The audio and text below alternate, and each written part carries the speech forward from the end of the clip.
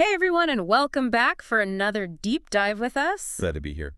Today, we're going to be tackling a topic that's been making waves all over the tech world. Absolutely. Large language models, or as you might hear them, called LLMs. Yeah, you hear that a lot more these days. Our deep dive is going to be based on excerpts from Okay. building large language models for production. Oh, very good. We're going to extract the key insights, and by the end, you'll have a pretty solid understanding of what LLMs are, how they work, and how they can be used, and what their potential impact might be. Right. So to kick things off, maybe you can give us a clear, jargon-free definition of what an LLM actually is. Okay, so LLMs are basically AI systems that can understand and generate human-like text.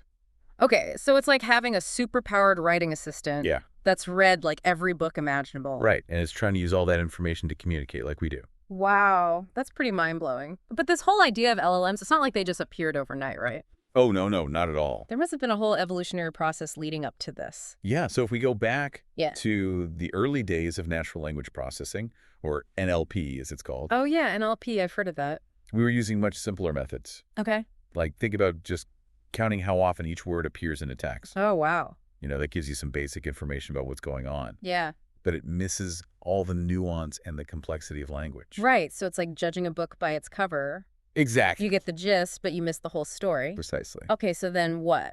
What was the next big step? Neural networks. Okay. This was a major leap forward. Okay. Because instead of just counting words, neural networks can actually grasp relationships between words, like how they're connected and the meaning in context. Yeah, so it's like moving from a basic dictionary definition to actually understanding how words are used in different situations. Exactly, and then came the real game changer. What was that? The transformer architecture. Okay, I've heard of that. This totally revolutionized how LLMs process information. Interesting. So instead of looking at each word one by one, transformers can analyze entire sentences or even paragraphs at once. Oh, wow. That makes them so much more efficient then. Yes, much faster and more efficient. So is this where those big names like BERT and GPT and T5 come in? You got it. Yeah, those are like the rock stars of the LLM world. They're based on this transformer architecture. Okay. And they've really pushed the boundaries of what's possible with language AI. And they're showing up everywhere. Like I'm seeing them in search engines, chatbots, even in creative tools that I use. Absolutely, they're everywhere. Okay, so we've got a sense of what LLMs are and how they've evolved over time. Right. But what about actually building one? Like, is it as easy as just feeding a computer a bunch of text and letting it figure things out? I wish it were that simple. Okay. Building an LLM, it's a complex process. Okay. It's like trying to brew the perfect cup of coffee. I like that analogy. You need the right ingredients, the right equipment, and the right technique. Okay, so let's start with the ingredients then. Okay. The data. Right. What kind of data do we need, and just how much are we talking here? Data is crucial. It really is the lifeblood of an LLM. Okay. And we need massive amounts of high-quality text data. So like books, articles, websites, code? Exactly. Oh, wow. And even social media posts. Okay. And the more diverse the data, the better. Right, so it's like exposing a child to a rich linguistic environment. Yeah, that's a good way to put it. The more they hear and read, the better they'll understand and speak their language. Exactly. And we're talking about huge amounts of data. Like how huge? Like terabytes, even petabytes of data. Petabytes. That's like an unimaginable amount. It is. It's a lot of data. So I'm guessing that makes building an LLM pretty resource intensive. It can be. Okay. But thankfully, we have access to vast public data sets. No, it's good. And cloud computing platforms can handle the processing power and storage. Okay, so we've got the data, the ingredients, as you said. Right. But what about the brewing technique? How do we actually train an LLM to make sense of all this information? Okay, so that's where the training process comes in. Okay. We use really sophisticated algorithms and optimization techniques to guide the LLM's learning. So it's not just like throwing data at it and hoping for the best. No. It's much more involved than that. Okay. Imagine you give the LLM a huge jigsaw puzzle, but you don't show it the picture on the box. Yeah, so it has to figure out how all the pieces fit together based on their shapes and colors. Exactly. Wow. We give it feedback along the way, Okay. helping it learn from its mistakes Okay. and gradually improve. So it's like a constant back and forth between the LLM trying to figure things out Right? and us giving it feedback and guidance. Exactly. We give it a set of objectives like predicting the next word in a sentence Yeah. or translating from one language to another. And how do you measure how well it's doing with those objectives? We use what's called a loss function. A loss function. It basically measures how far off the LLM is in its predictions or translations. So the lower the loss, the better the LLM is doing. You got it. Okay. And we use algorithms to tweak the model's internal settings Okay. to try to reduce that loss and improve performance. So it's like fine-tuning a musical instrument. Yeah, To get the perfect pitch, you make tiny adjustments until it sounds just right. exactly. And just like a musician practices for hours and hours. LLMs need tons of training. They do. Okay, so we've got the data, we've got the training process, and we've got a whole lot of fine-tuning. Right. But now what? What's the point of all this effort? Like, what are these LLMs actually used for in the real world? That's where things get really exciting. Okay, tell me more. LLMs aren't just research projects stuck in labs anymore. Okay. They're being used in tons of real-world applications. Okay, give me some examples. Like enhancing customer service, Yeah. powering creative tools, Okay. even accelerating scientific discoveries. Wow. They're really making a difference. So let's dive into some of those real-world examples then. Like, how are LLMs being used to change the way businesses interact with their customers? Okay, so imagine a company that's just drowning in customer inquiries, Yeah, like emails, chats, social media messages. I can see that happening. Yeah, it's a common problem, and it leads to long wait times and frustrated customers. Definitely. Now imagine an LLM that's been trained on all the company's product information, Yeah. FAQs, past customer interactions. So they're essentially building like a virtual customer service representative. Exactly. Okay. They can handle all those basic inquiries. That's pretty smart. They can answer questions, track orders, even troubleshoot some technical issues, Wow. all without a human having to intervene. So that frees up human agents to focus on the more complex or sensitive cases. Right. It's all about finding that balance between automation and human interaction. Okay, that's a great example of how LLMs can really streamline customer service. But what about more creative applications? How are LLMs being used to empower writers, artists, and marketers? Okay, so picture a writer staring at a blank page. Yeah, Total writer's block. it's the worst. It is. No, frustrating. Now imagine an LLM trained on a huge amount of text Okay. that can generate different writing styles, Okay. from poems to scripts to marketing copy. It becomes like a creative collaborator. It's Exactly. almost like a brainstorming partner Yeah, that can help writers overcome those mental blocks. right. You can suggest storylines, Oh, wow. come up with catchy headlines, Okay. or even draft entire paragraphs, Really? all based on a few keywords or prompts. It's like having a digital muse Exactly. whispering creative possibilities in your ear. It's a really powerful tool for anyone who works with words. I can see that. It can make them more efficient, more creative, and ultimately more productive. This is incredible. We've got LLMs transforming customer service, igniting creative sparks. What other fields are being revolutionized by this technology? Okay, let's step into the world of scientific research. Okay. Imagine a team of scientists sifting through mountains of research papers. Yeah, trying to make sense of it all. Exactly. Trying to connect the dots and uncover hidden patterns. That must take forever. It does. It's time-consuming and often pretty tedious. Yeah.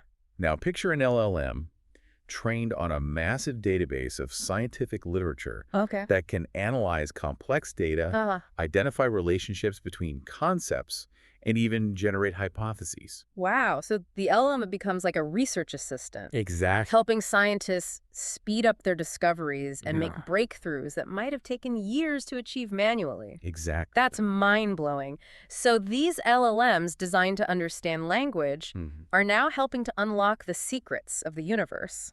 It's really quite remarkable how versatile they are. Okay, so we've talked about these amazing applications, but let's get practical for a moment. What does it actually take to deploy these massive models in a real-world setting? I mean, you can't just run them on any old laptop. No. LLMs, they need serious computational power. Okay, so what are we talking about here? We're talking high-performance GPUs, Okay.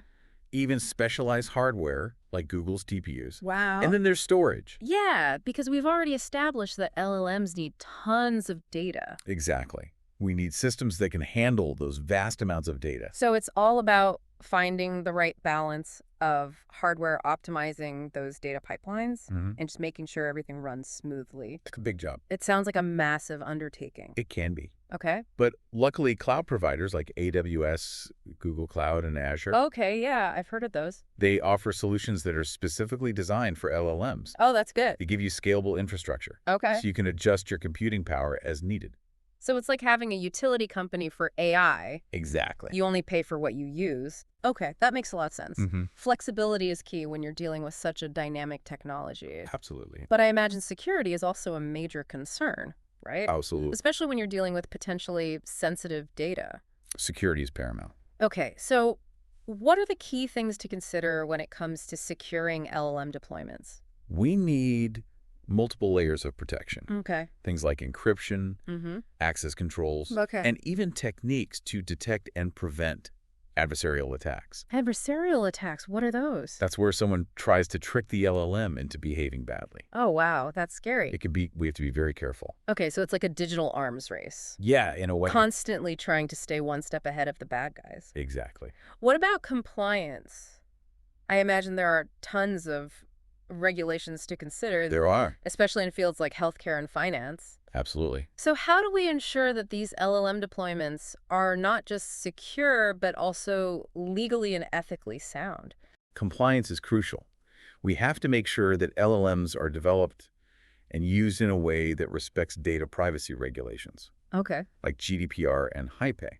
So it's not just about the technology itself. Right. It's about using it responsibly and ethically. Exactly. Well said. Okay, so we've explored some of the exciting possibilities of LLMs, Mm-hmm. but we've also touched on some of the challenges, Right. like security compliance and the sheer scale of these deployments. Mm-hmm. Now let's dive even deeper into the world of data management Okay. for production-level LLMs. Right. This is where the rubber meets the road, right? Absolute. Having all this amazing technology is great, but it's the data that makes these models tick. Data is the fuel. So let's break it down. What are the key stages in the data lifecycle for an LLM? It all starts with data collection. Okay.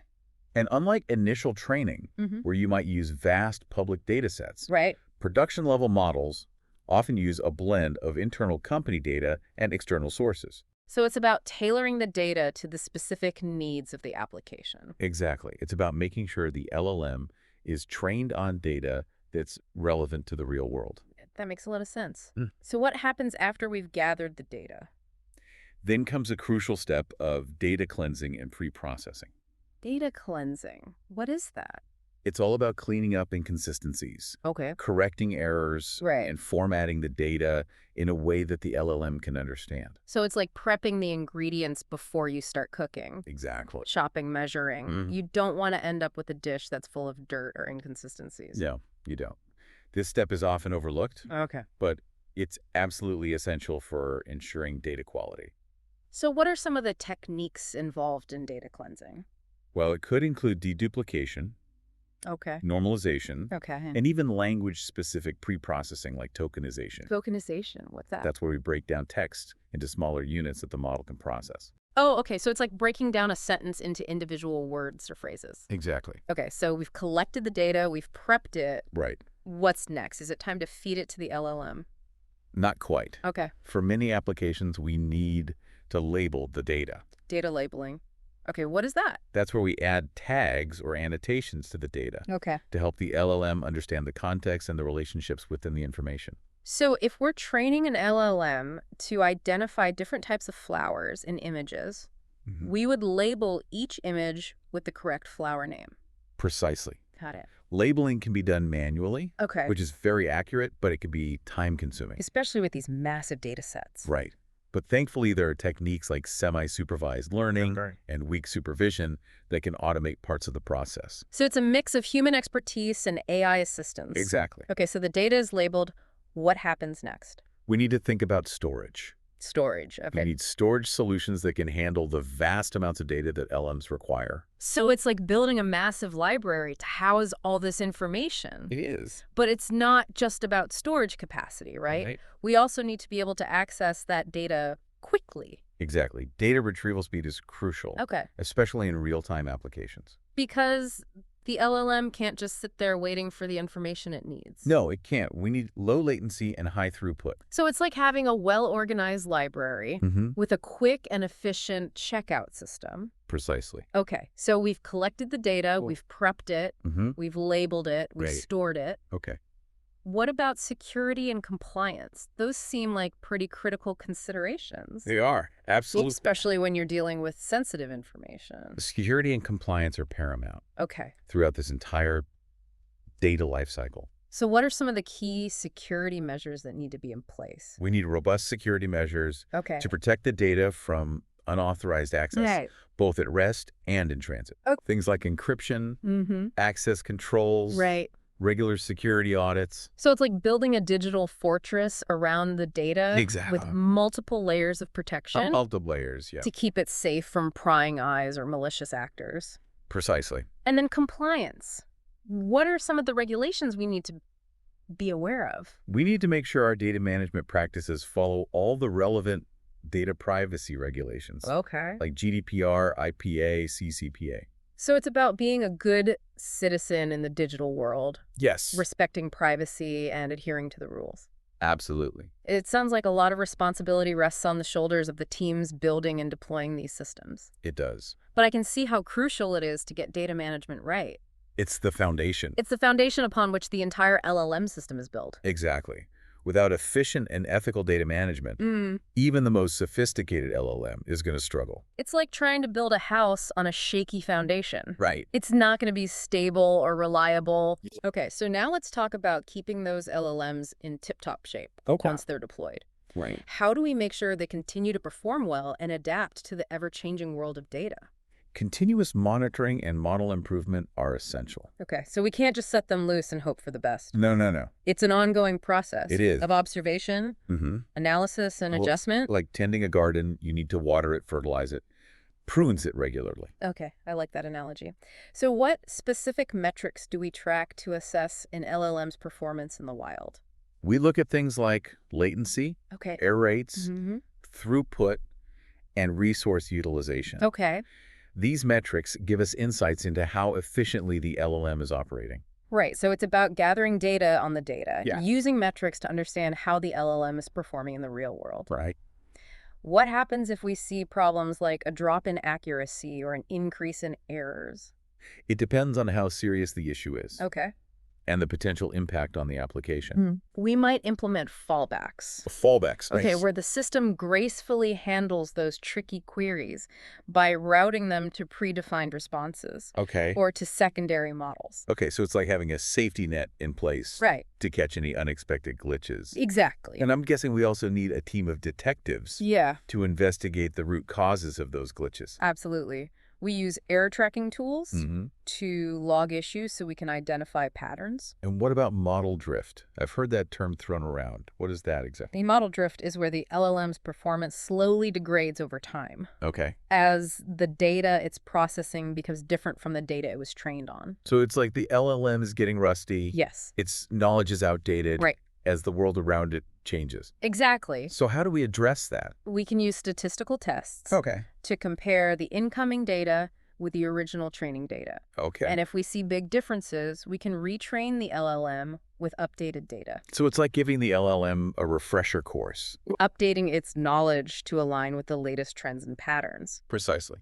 What other techniques are used to continuously improve LLM performance? Active learning is a powerful one. Active learning, okay. It's where the LLM identifies cases where it's not sure about the output. Oh, that's interesting. And it flags those cases for human review.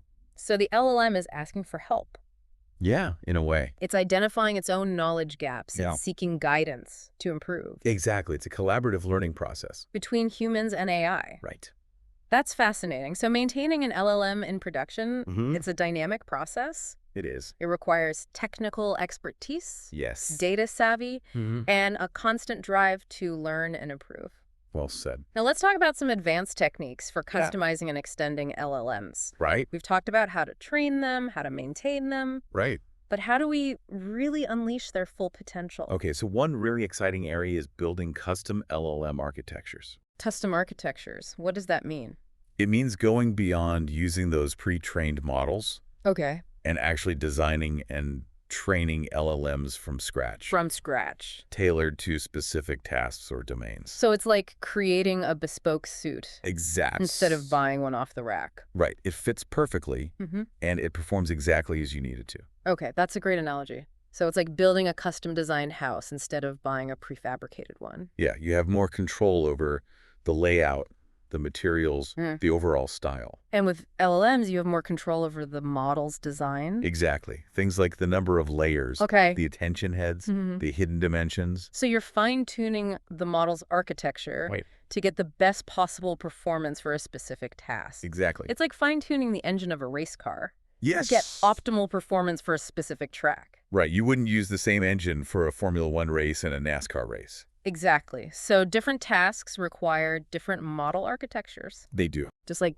different races require different car designs? Precisely. Okay, so we can build these custom LLM architectures.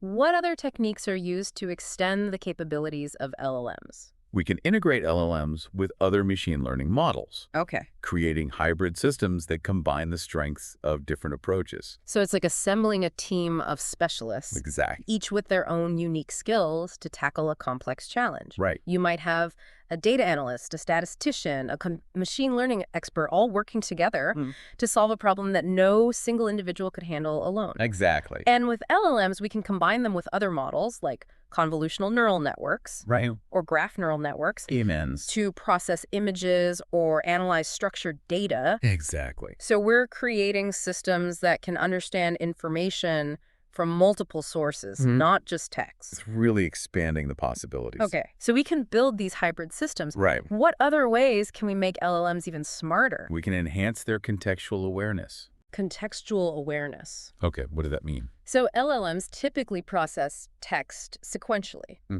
But we can improve their ability to maintain context over longer conversations or documents by incorporating memory mechanisms and context retrieval techniques. So it's like giving the LLM a better memory. Exactly. Allowing it to remember previous interactions Right. and use that information to provide more relevant responses. It's like having a conversation with someone who actually listens and remembers what you said. Instead of just responding to each sentence in isolation. Precisely. What other ways can we enhance their capabilities? We can improve their knowledge integration. Knowledge integration. We can connect LLMs to external knowledge sources, like knowledge graphs or databases. It's like giving the LLM access to a massive online encyclopedia. Exactly. I can instantly pull in facts and figures. It can. And incorporate them into its responses. It's like having a super-powered research assistant.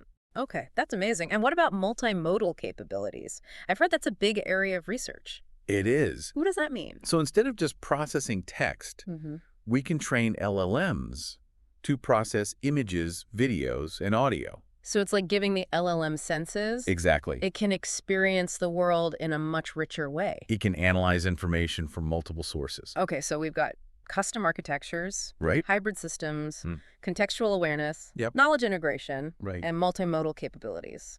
It's really quite amazing. It sounds like the possibilities for extending LLMs are practically limitless. They really are.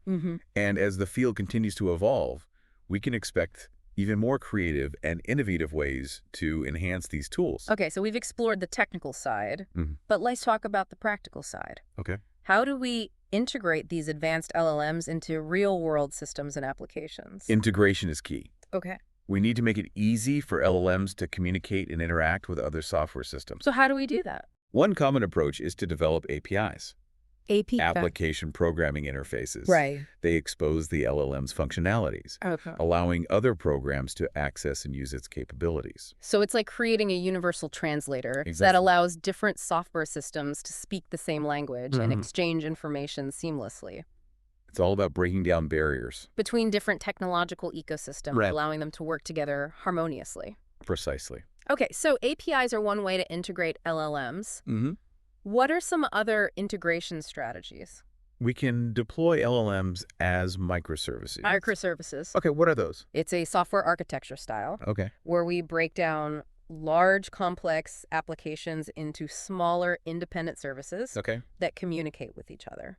LLMs can be packaged as microservices, which makes them really easy to integrate into different systems. So it's like building a modular system? Yeah. Where each component has a specific function? and you can assemble those components in different ways to create all sorts of applications. Exactly. It's like having a set of Lego blocks I like that. that you can use to build anything you can imagine. Okay, so microservices provide that flexibility and scalability that we need when working with LLMs. Absolutely. Okay, so we've got APIs, microservices. Okay. What other techniques are used to integrate LLMs into the real world?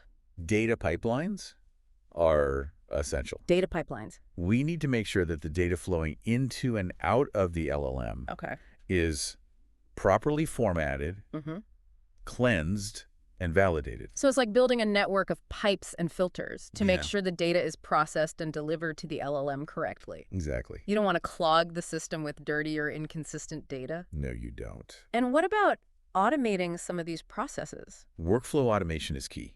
We can use tools like robotic process automation or RPA or workflow management systems to automate those tasks that involve LLMs. So this frees up human workers to focus on more strategic activities. Exactly. Okay, so we've got a whole toolbox of techniques for integrating LLMs. We do. Including APIs, microservices, data pipelines, and workflow automation. It's all about making those LLMs work seamlessly in the real world. It sounds like the possibilities for using these powerful tools are endless. They really are, and I think we're only just beginning to scratch the surface. Now let's shift gears and talk about LLM security and compliance. Okay. These are essential considerations. They are. Especially as these models handle increasingly sensitive information. Absolutely. We've talked about the potential for misuse. Right.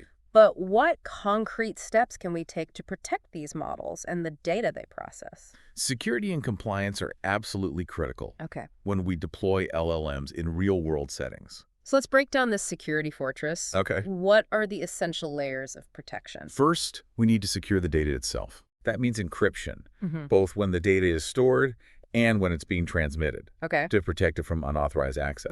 Access controls are also crucial, making sure only the right people can see or change the data. So it's like building a vault around the data with multiple locks and security checks. Multiple layers of protection, yes. And then what about the LLM itself? How do we protect that from unauthorized access or tampering? We need to secure the model's code, its configuration files, and any other sensitive components. So we're not just protecting the data. Right. We're protecting the brains of the operation. Exactly. The LLM itself. Precisely. What other security threats do we need to be aware of? Adversarial attacks. Right. We talked about those earlier. We need to implement robust training techniques and monitoring systems to detect any unusual activity. So it's like having a security team that's always on high alert? Yes, always watching for any signs of trouble. Okay, and then there are the privacy implications of LLMs. Right. These models can sometimes memorize information from the data they're trained on. They can. Which could potentially lead to privacy breaches. It's a valid concern. So even if we anonymize the data, there's still a risk that the LLM could remember some sensitive details. How do we address that? That's where techniques like differential privacy come in. Differential privacy? What is that? It involves adding noise to the data in a very controlled way, making it much harder to extract individual data points. So it's like blurring out faces in a photo. Yeah, that's a good analogy. To protect people's identities while still showing the overall scene. Exactly. Okay, so we've got encryption, access controls, protection against adversarial attacks, and differential privacy. It's all about creating a layered defense system. Okay, it sounds like a pretty comprehensive security strategy. It is. But what about compliance? There are so many regulations to consider. There are. Especially in fields like healthcare and finance. Compliance is crucial. Okay. We have to make absolutely sure that our LLM systems follow all the data privacy regulations.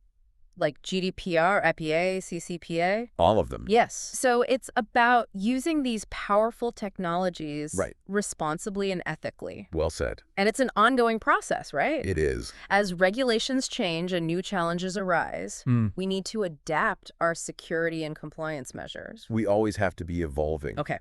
We've covered a lot of ground today. We have. From the basics of LLMs to the complexities of data management, security, and compliance. It's a lot to take in. It is. It's clear that this is a complex and rapidly evolving field. It really is, but it's also incredibly exciting. It is exciting. LLMs are transforming so many industries. They are. And impacting so many aspects of our lives. It's amazing to see the progress that's being made. It really is. And as the technology continues to advance, we can expect even more groundbreaking applications. I have no doubt about that. It really is amazing to think about how far LLMs have come in such a short time. It is. It feels like every day there's something new and incredible happening. From those early chatbots that were kind of clunky. Oh, yeah, I remember those. To now, where they're being used as research assistants, creative collaborators.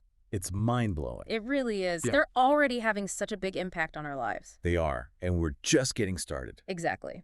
So what's next? Where is this whole LLM revolution heading? Oh, the future of LLMs is just brimming with possibilities. Okay, give me a sneak peek. Researchers are pushing the boundaries all the time, exploring new architectures, new training techniques, expanding their capabilities in ways we haven't even thought of yet. So what are some of the things that you're most excited about? As an expert in this field, one area that I think has huge potential is developing more efficient models. Efficient models? What do you mean by that? So as LLMs get more complex and they need more and more data, You're right. It takes a lot of computing power to run them. Yeah, that makes sense. So researchers are looking for ways to reduce those computational demands without sacrificing performance. So it's like making them leaner and meaner. Exactly. Yeah. And this could lead to LLMs that can run on much smaller devices. Oh, wow. So instead of needing a huge data center, we yeah. could run LLMs on our smartphones. Maybe even on tiny sensors. Wow. Embedded in everyday objects. Okay, so that opens up a whole new world of possibilities. It does for mobile computing, for edge computing. What other advancements are on the horizon? Another really exciting area is multimodal LLMs. Multimodal LLM. Okay, I think we touched on this earlier. He did. But remind me what that means again. So these are LLMs that can process more than just text. Okay. They can understand images, videos, audio. So it's like giving the LLM senses, allowing it to experience the world in a much richer and more complete way. Precisely. Imagine an LLM that can analyze a busy city street. It could understand the visual information like the cars and buildings, but also the sounds like the traffic and the conversations. It's like giving the LLM a whole new level of understanding. It is. It's really incredible. So what are some of the potential applications of these multimodal LLMs? Oh, the possibilities are vast. Okay, give me some examples. In healthcare, they could analyze medical images, patient records, even conversations with doctors. To provide more accurate diagnoses. Exactly. They could create personalized treatment plans. Wow, that's amazing. They could revolutionize education, too. How so? By creating immersive learning experiences that engage all the senses. I like that. And, of course, they could enhance our creative endeavors, allowing us to collaborate with AI systems that can create art music, even entire virtual worlds. Wow, it sounds like we're on the verge of a whole new era of human-computer interaction. I think we are. Where AI systems aren't just tools anymore, but partners. Partners in our exploration and understanding of the world. Exactly. So as we wrap up our deep dive today, I want to leave our listeners with a question to think about.